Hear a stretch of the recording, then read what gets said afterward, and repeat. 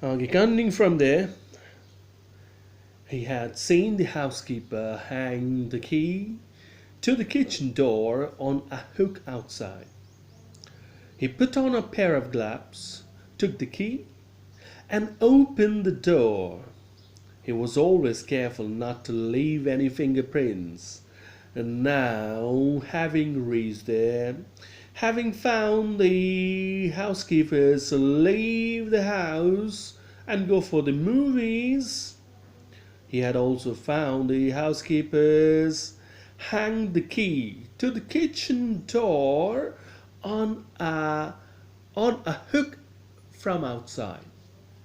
There was a hook from outside the kitchen door, and on that hook they hung the keys. Now, entering the premise of the bungalow, he put on a pair of gloves. He was always very careful. So the first thing he did was he put on a pair of gloves, took the key, and opened the door. He took the key and then opened the door. He was particularly very careful not to leave any fingerprints, finger marks. So he was always careful not to leave any fingerprints. Very careful about not leaving any fingerprints, any finger marks on anywhere. So a small dog was lying in the kitchen. It stirred, made a noise, and moved its tail in a friendly way. Now, as he opened the door and entered the house, the first thing he saw was a small dog which was lying in the kitchen. And as the dog found the stranger, a stranger coming in, so it stirred, means it got up and made a little noise, and moved its tail in a friendly way. But the dog moved the tail in a friendly way, didn't bark. Why the dog didn't bark? That's a big question, because dogs, upon seeing any stranger coming in, start to bark. But here, this dog did not bark. All right, Sherry, Horace said as he passed, all you had to do to keep dogs quiet was to call them by their right names and show them love. The question, why didn't the dog bark, is answered here. He called the dog by a good name, and the name he had given to the dog was Sherry. He called the dog by the name Sherry, a good name, and he passed by the dog, and dog did not show any kind of alarm. So what he comments upon this behavior of dog, this calm behavior of dog, he said all you had to do to keep dogs quiet was to call them by the right names. So to keep them quiet, you have to call dogs by the right names and show them love. If you can do two things, that is, first, call a dog by a good name, and secondly, show them love, they will be quiet. They will not raise any kind of alarm. The safe was in the drawing room behind a rather poor painting. Horace wondered for a moment whether he should collect pictures instead of books, but they took up too much room in a small house. Books were better.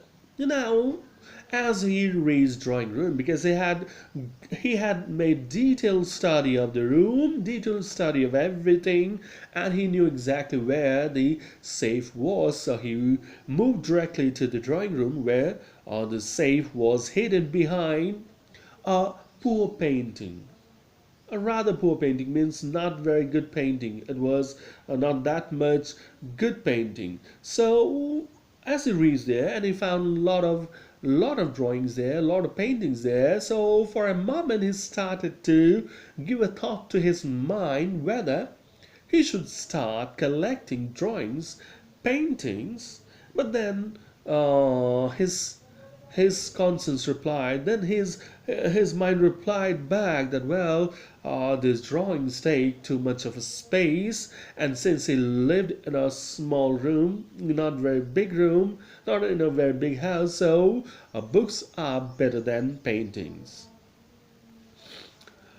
And there was a great bowl of flowers on the table, and Horace felt his nose tickle.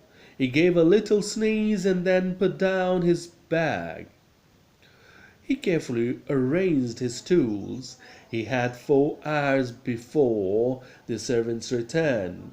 Not now, having reached there, having found the safe, having discovered where the safe was.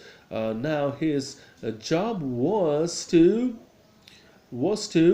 break the safe. He had the bag cleansed from his shoulder on his back, so he removed the bag, arranged the tools in a proper order, and he had now 4 hours in his hand.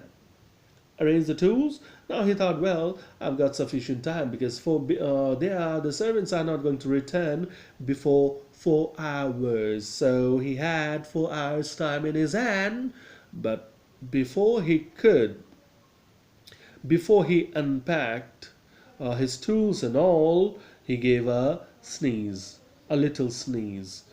Because there was a big bowl, and on that big bowl were a lot of flowers, and the flowers caused irritation of his nose, and he sneezed.